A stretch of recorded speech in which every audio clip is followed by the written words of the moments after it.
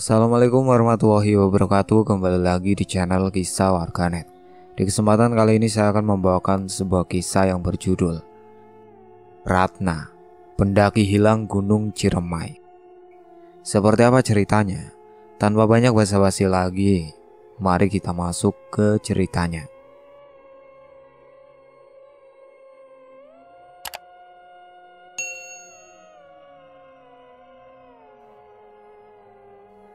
Sebuah bus antar kota berhenti di depan sebuah jalan kecil di Bandung. Lelaki tampan berperawakan tinggi, memakai tas keril hijau turun dari bus setelah sebelumnya mengucapkan terima kasih pada supir berikut kernetnya. Lelaki itu diam sejenak, mengamati jalan gelap yang akan dilalui. Di depan jalan ada papan bertuliskan Jalan Sindang Sari. Lelaki itu bernama Dimas, berjalan memasuki jalan kecil yang di sebelah kanannya banyak tumbuh pohon-pohon besar dan di sebelah kiri semak belukar setinggi dada orang dewasa. Dimas memperhatikan ada bendera kuning terpasang di dekat papan nama Sindang Sari. Siapa yang meninggal? Dimas mendekati bendera kuning itu. Sepertinya sudah terpasang seminggu yang lalu. Ratna meninggal. Dimas tidak percaya melihat nama yang tertulis di bendera kuning itu. Tapi memang nama Ratna yang tertulis di sana. Berikut tanggal kematiannya, seminggu yang lalu. Bukankah Ratna sedang mendaki Gunung Ciremai? Ucapnya dalam hati. Dimas kembali berjalan memasuki Jalan Sindang Sari yang gelap gulita karena tidak ada lampu jalan. Rumah ibunya masih jauh di dalam sana, melewati beberapa kebun warga. Bulu kuduk Dimas berdiri saat melewati pohon besar dengan akar menggantung.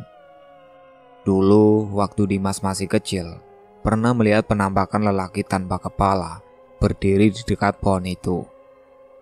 Dimas bergidik ngeri mengingat itu. Malam itu tidak ada satu orang pun yang melewati Jalan Sindang Sari. Sebagian besar warga sudah terlelap di rumah masing-masing karena sudah masuk tengah malam. Dimas terus berjalan seorang diri. Hanya suara hewan malam yang sesekali berbunyi. Tak lama tibalah lelaki tampan itu di depan rumah kosong di tengah kebun warga. Dimas ingat rumah itu adalah rumah peninggalan almarhum Bu Wati, ibu dari Ratna yang tak terurus sejak beliau meninggal dunia. Sejak kematian sang ibu, Ratna tinggal di rumah bibinya yang masih satu desa. Saat sekolah dulu, Dimas sempat menjalin kasih dengan Ratna. Hanya saja, Bu Wati tidak menyetujui. Entah apa alasannya. Mungkin karena saat itu kami masih sekolah. Tiba-tiba, Dimas menghentikan langkah karena mendengar suara wanita di belakangnya. Dimas menoleh dan melihat sosok wanita dengan pakaian pendaki berlumuran darah. Sosok wanita itu membelakanginya, tetapi bisa terlihat perut wanita itu besar, seperti sedang hamil. Rambut hitam panjang bergelombangnya lengket karena darah.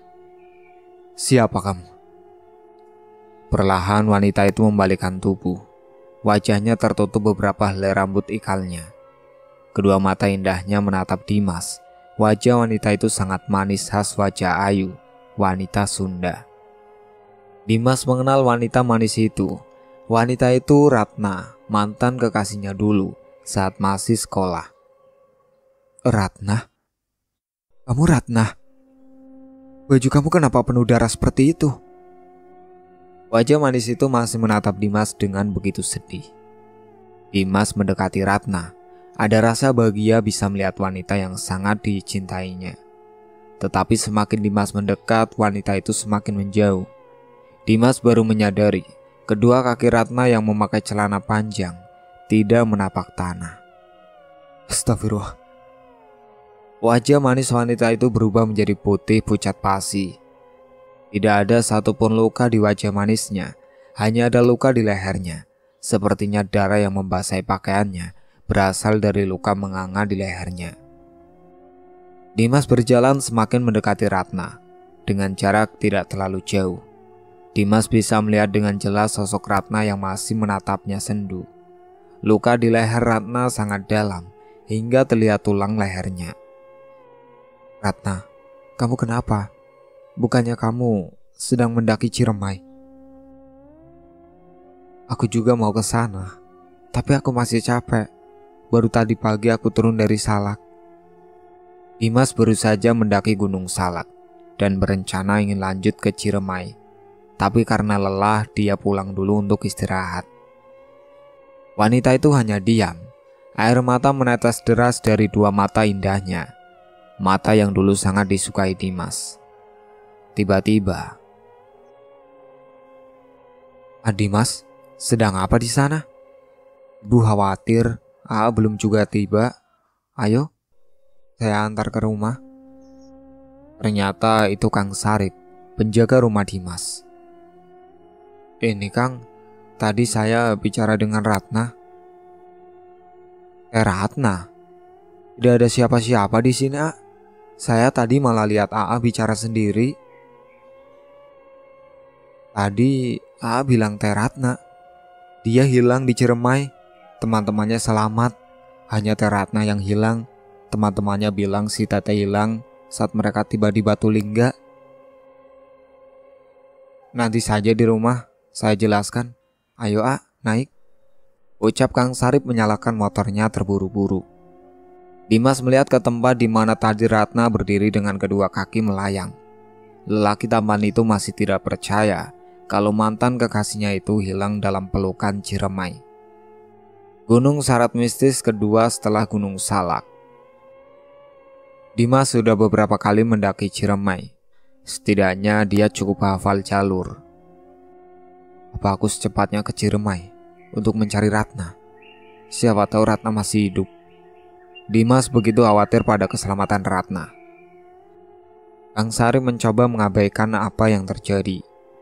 Setelah seminggu Ratna hilang, sosok menyerupai Ratna kerap meminta tolong pada setiap warga yang lewat di depan rumah Bisaroh, tempat Ratna tinggal setelah kematian ibunya. Ayah Ratna sudah menikah dengan wanita lain dan tinggal di seberang pulau. Buati sendiri ditemukan gantung diri di pohon nangka yang ada di belakang rumahnya. "Ratna?" Dimas melihat sosok Ratna sudah tidak ada di tempatnya. Dia menghilang dengan cepat. Dimas melangkah memasuki rumah Buati yang terbengkalai sejak hilangnya Ratna. Kang Sarip lekas menarik tangan Dimas untuk segera naik ke atas motor. Kang Sarip sangat ketakutan. Dia melihat sosok Ratna duduk di atas pohon dengan menggoyangkan kedua kakinya. Uncang-uncang angge kalau menurut orang Sunda. Dimas bersama Kang Sarip tiba di rumah Ratih, ibu dari Dimas. Wanita tua itu ternyata sudah menunggu di teras rumahnya untuk menjemput anak laki-laki satu-satunya karena khawatir dengan keadaan desa Sindang Sari yang tiba-tiba mencekam. Sejak hilangnya Ratna, warga desa menjadi sangat ketakutan. Setiap malam mereka takut untuk keluar rumah. Kalaupun harus keluar rumah, mereka tidak mau melewati rumah Bisaroh atau rumah peninggalan Buati, ibu Ratna. Mereka memilih jalan memutar biarpun jauh. Sosok wanita dengan pakaian pendaki kerap mengetuk pintu rumah warga di tengah malam. Tiba di rumah, Dimas meraih tangan Ratih dan menciumnya. Rasa rindu pada ibunya tidak menghalangi niatnya untuk ke Ciremai besok pagi.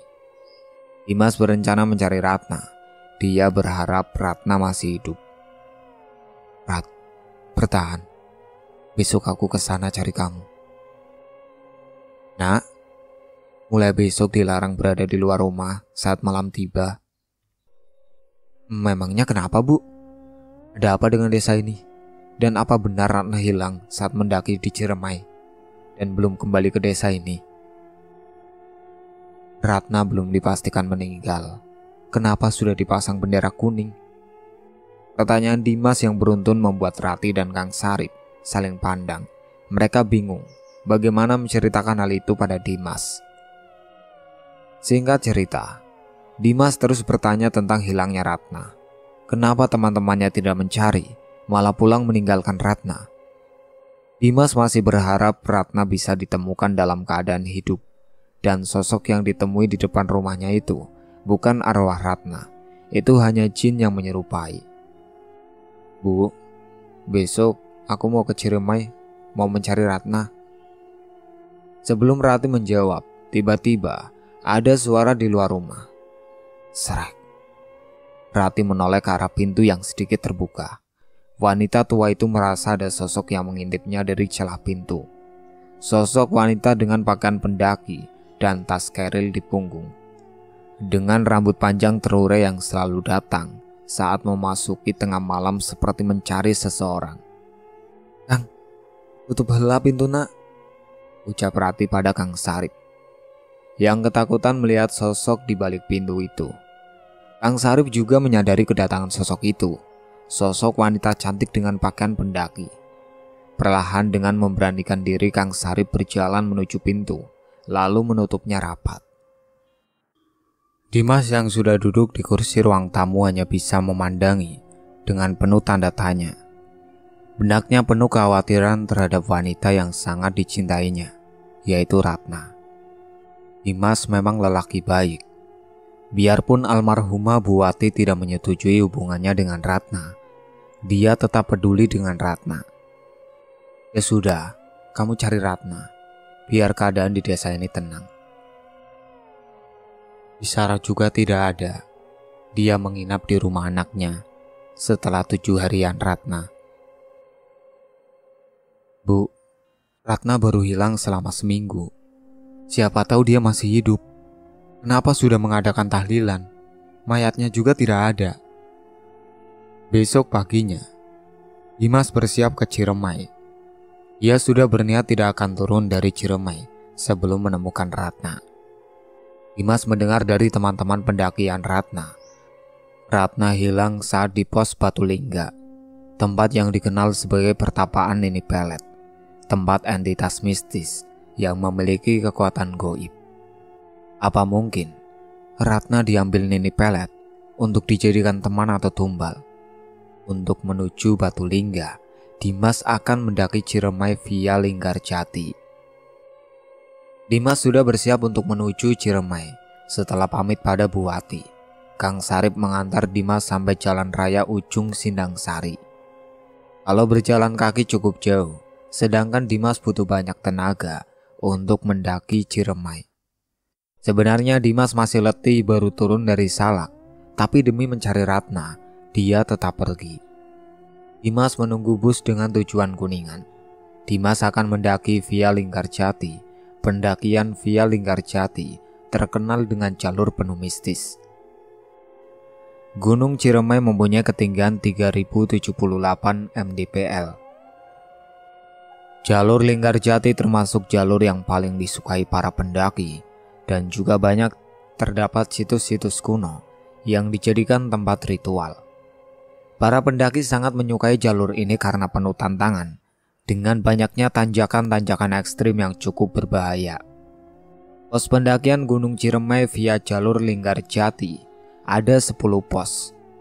Pos 1, Cibunar. Pos 2, Leweng Datar. Pos 3, Condang Amis. Pos 4, Kuburan Kuda.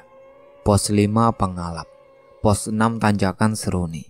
Pos 7, Bapatere. Pos 8, Batulingga. Pos 9, Sangga Buana. Dan yang terakhir, Pos 10, Pengasinan. Di pos 8 Batulingga Ratna hilang. Padahal pada saat itu Ratna dan teman-temannya beranjak 2 meter. Saat itu Ratna masih terlihat. Saat temannya melihat lagi, Ratna sudah tidak ada. Dimas memulai pendakian via Linggarjati. Langkah pertama memasuki jalur, Dimas merasakan hal aneh. Seperti akan terjadi sesuatu, entah apa. Dimas menyusuri jalur seorang diri. Tidak ada satupun pendaki yang bareng atau berpapasan. Saat itu Dimas melakukan pendakian malam. Sebenarnya tidak dianjurkan karena banyaknya tanjakan ekstrim dan dalam suasana gelap cukup sulit dilalui. Tapi Dimas tidak peduli. Dia tetap melakukan pendakian. Sampai pos Batulingga dia akan bermalam di sana sampai menemukan Ratna. Dimas berjalan melewati pos Cibunar, lanjut pos 2, masih aman. Tapi sampai di pos 3 Condang Amis, Dimas merasakan seperti ada rombongan pendaki yang mengikuti. Dimas berhenti dan mengarahkan senter ke belakang. Tidak ada pendaki sama sekali. Dimas lanjut jalan, tiba-tiba di depannya Dimas melihat rombongan pendaki. Ada yang sedang tiduran, ada yang duduk, dan ada juga yang berbicara. Dimas senang, itu berarti dia tidak sendirian di jalur. Dimas menghampiri dan memperkenalkan diri. Namun tidak ada satupun dari rombongan pendaki itu yang menjawab. Dimas merasakan ada keanehan pada rombongan pendaki itu. Mereka berwajah pucat seperti mayat dan berpakaian layaknya pendaki lawas zaman dulu. "Bang, mau naik apa turun? Aku mau bareng kalau naik." Dimas kembali bertanya. Tiba-tiba salah satu pendaki berbicara. "Kami mau pulang, tapi tidak bisa. Sudah lama kami hanya berputar-putar di sini saja. Setiap kali kami turun, kembali lagi ke sini." Dimas kaget mendengar perkataan salah satu pendaki itu. "Maksud lo apa, Bang?" tanya Dimas pada pendaki yang berdiri itu. Tiba-tiba, rombongan pendaki itu serempak bangun dan mendekati Dimas. Tapi cara mereka melangkah seperti zombie. "Astagfirullah, gak beres ini." Dimas tersadar kalau rombongan pendaki itu bukanlah manusia. Jalur yang banyak tanjakan ekstrim membuat Dimas kesulitan untuk berlari. Rombongan pendaki itu ternyata mengikuti Dimas. Dimas melangkah cepat di gelapnya malam. Sesekali Dimas melihat ke belakang. Anehnya, saat Dimas melihat ke belakang, rombongan pendaki itu secara berbarengan tiduran di jalur layaknya jenazah yang akan dimakamkan. Dan saat Dimas melanjutkan langkah, rombongan pendaki itu kembali bangun dan mengikuti Dimas. Astaga! Dengan tubuh gemetar, Dimas berjalan cepat di jalur seperti ini. Tidak bisa lari karena gelapnya malam, sulit untuk melihat jelas. Akan sangat berbahaya untuk keselamatan. Bisa jatuh ke jurang atau masuk di dimensi goib Ciremai. Dimas harus lebih berhati-hati. Padahal sebelumnya dia senang karena bertemu rombongan pendaki. Tapi ternyata mereka bukan manusia. Rombongan pendaki misterius seperti zombie terus mengikuti Dimas. Dimas ingin cepat tiba di pos 4 kuburan kuda. Di sana dia akan buka tenda dan untuk menghindari dari kejaran rombongan pendaki misterius itu. Untuk tiba di kuburan kuda, estimasi waktu pendakian kurang lebih 2-3 jam.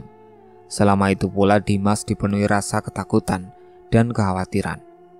Dalam keadaan gelap, tidak ada satupun pendaki dan dikejar rombongan misterius, tepatnya rombongan arwah pendaki.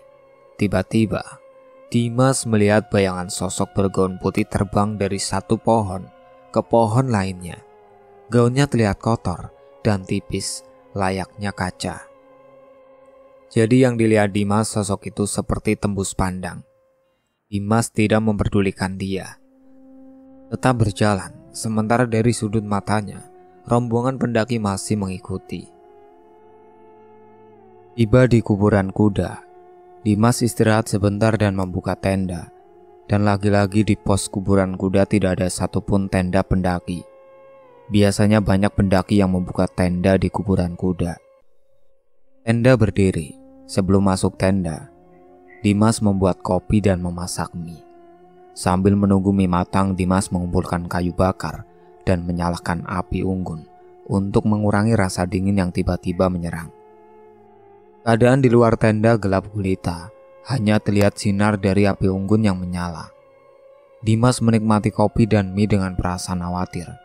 Dia hanya manusia biasa, tentu saja ada rasa ketakutan berada di gunung ini sendirian. Apalagi gunung ini syarat dengan mistis. Pendakian ini dilakukan demi Ratna, untuk mencari Ratna yang hilang selama seminggu lebih. Setelah perut terisi, Dimas masuk ke dalam tenda. Pintu tenda ditutup rapat untuk mengurangi rasa takutnya.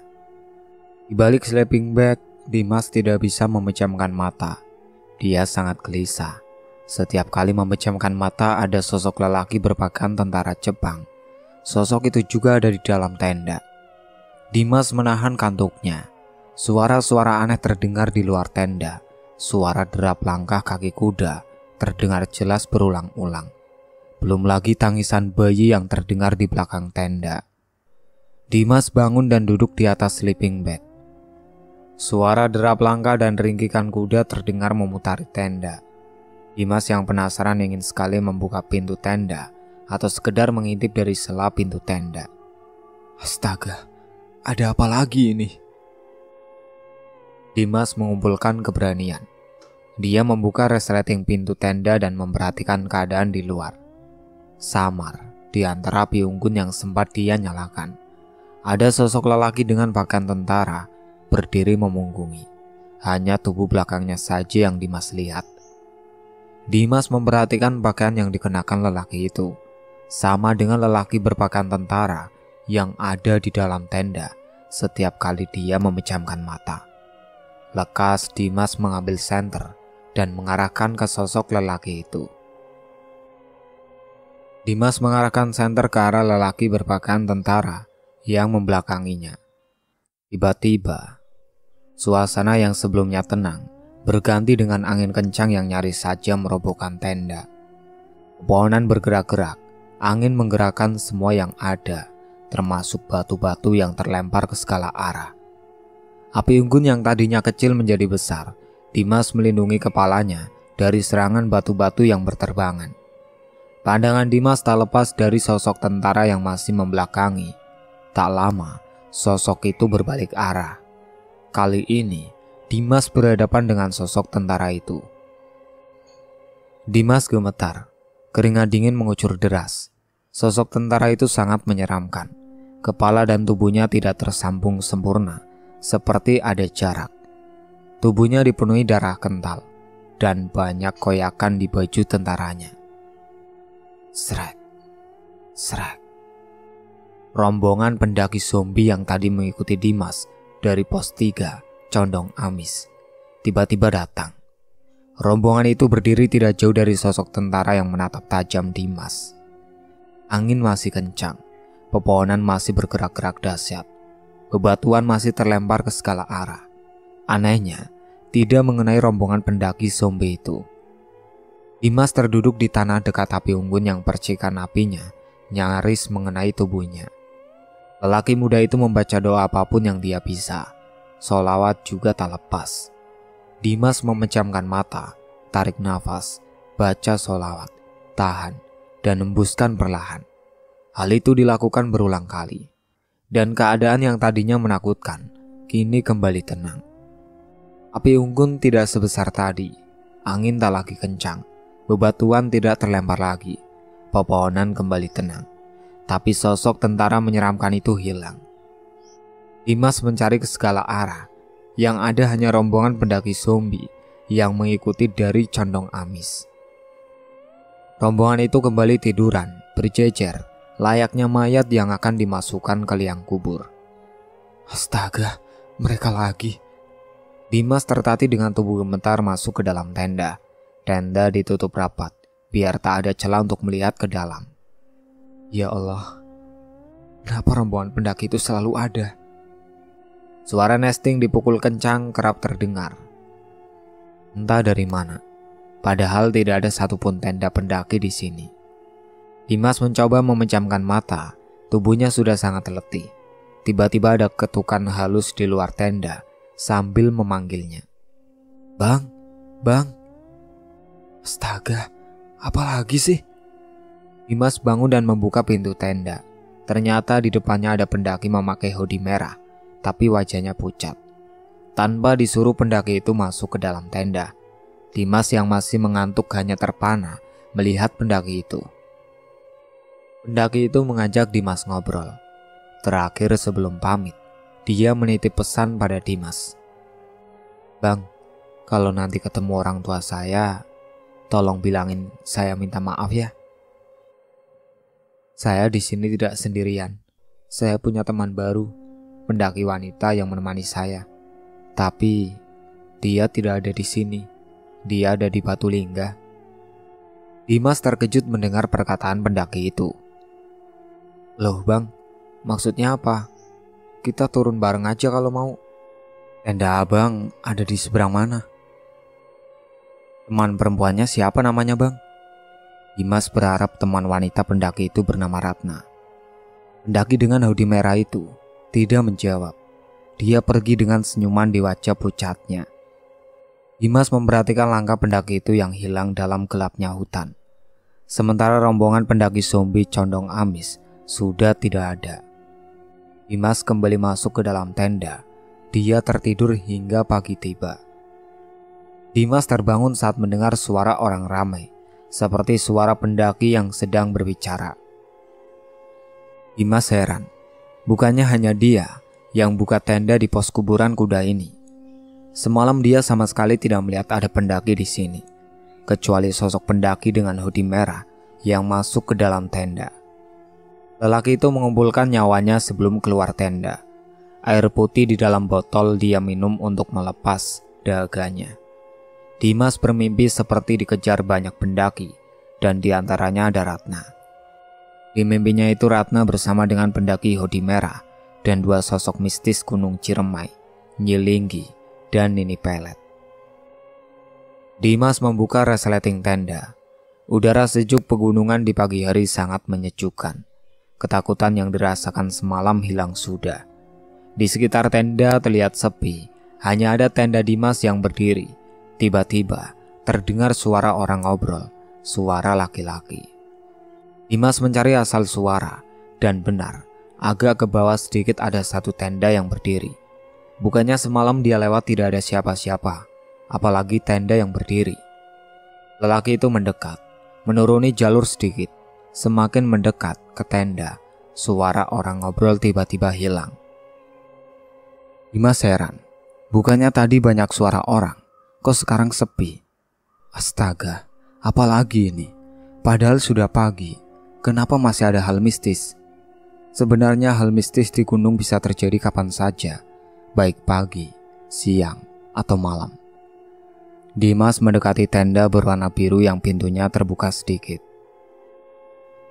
Halo? Ada orang? Tidak ada jawaban sama sekali. Kembali Dimas berteriak.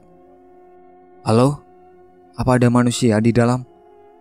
Sebenarnya Dimas khawatir dan takut. Takutnya di dalam ada rombongan pendaki zombie itu. Ternyata. Bang, lu orang bang? Satu orang pendaki dengan topi gunung keluar dari dalam tenda. Lah, gue orang. Lu lihat nih, kaki gue nginjek tanah. Wah, ayo, masuk bang. Dimas masuk ke dalam tenda bersama satu orang pendaki yang tadi keluar.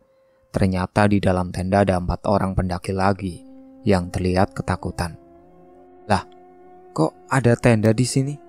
Semalam aku lihat nggak ada. Kapan lo semua buka tenda di sini? Kita udah 2 hari bang. Selama 2 hari itu kita di dalam tenda aja, gak berani keluar. Astaga, aku buka tenda semalam. Kok bisa-bisanya aku gak lihat tenda kalian? Oh iya, di antara kalian ada yang pakai hoodie merah. Semalam masuk ke dalam tenda aku. Gak ada bang, lo lihat aja kita pakai hoodie apa. Aku juga dengar suara nesting dipukul. Aku pikir penghuni sini iseng. Lo juga denger gak? Itu kita bang yang mukul nesting, biar yang goib rada takut. Padahal mah gak ngaruh. Jadi, pendaki hoodie merah itu siapa? Sepertinya pendaki itu yang pernah hilang di gunung ini bang. Kita juga lihat pendaki itu mondar-mandir di depan tenda. Tapi yang kita lihat pendaki itu gak sendirian bang. Ada pendaki cewek juga yang bersama dia. Hah? Pendaki cewek? Ciri-cirinya bagaimana? Ternyata ciri-ciri yang dibilang sama pendaki di dalam tenda itu sama dengan ciri dari Ratna. Lu lihat ceweknya gimana?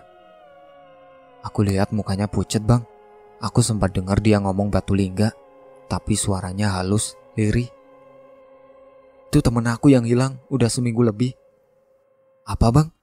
Itu temen lo? Sampai di sini dulu ceritanya. Nantikan cerita kelanjutannya di part berikutnya. Sekian dari saya. Wassalamualaikum warahmatullahi wabarakatuh.